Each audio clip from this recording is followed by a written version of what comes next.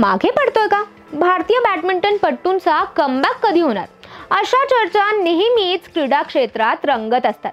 पण कुठल्याही खेळातल्या अशा प्रश्नांचं उत्तर असतं ते नव्या दमाच्या तरुण खेळाडूंच्या हातात. अर्थातच बॅडमिंटनमध्ये सुद्धा.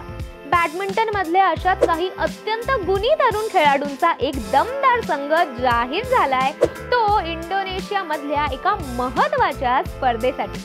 नमस्कार, मी श्रुती. चला जाणून घेऊया या नवीन इंडियन टीम बद्दल. जुलैमध्ये होणाऱ्या आशियाई ज्युनियर बॅडमिंटन चॅम्पियनशिपसाठी BAI ने 19 खेळाडूंच्या संघाची घोषणा केली आहे. ही चॅम्पियनशिप होणार आहे 18 ते 27 जुलै दरम्यान इंडोनेशियामध्ये. यात इंडिव्हिज्युअल, डबल स्पर्धाही असतील आणि सांघिक गटानुसारही निकाल असेल.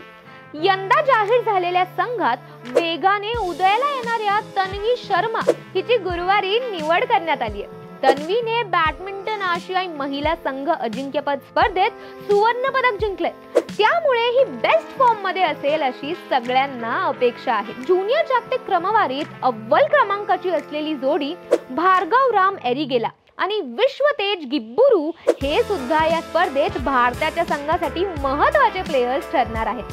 सांघिक स्पर्धा 18 ते 22 जुलै दरम्यान होणार आहेत, तर वैयक्तिक स्पर्धा 23 ते 27 जुलै दरम्यान. सांघिक स्पर्धा ही रिले स्वरूपात खेळवली जाईल, ज्यामध्ये 110 गुणांपर्यंत पोहोचणाऱ्या पहिल्या संघाला विजेता घोषित केलं जाईल.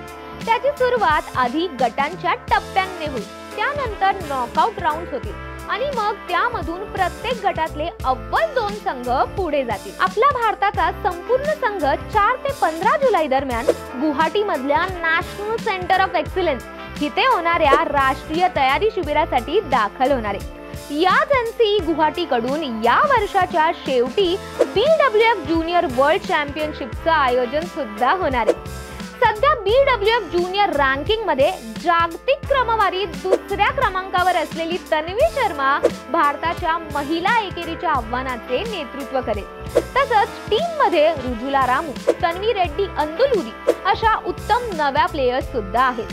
तर पुरुष एकेरीत रौनक चौहान आणि अंश नेगी असं नव्या दमाचं टॅलेंट असणार आहे. वेन्नला कलागोटला ही खेळाडू एकेरी आणि दुहेरी दोन्ही मध्ये खेळणार आहे. तर पुरुष दुहेरीत भार्गव एरिगेला आणि विश्वतेज हे जागतिक स्तरावर ऑलरेडी अव्वल क्रमांकावर असलेले खेळाडू आपलं वर्चस्व कायम ठेवण्याचा प्रयत्न करतील.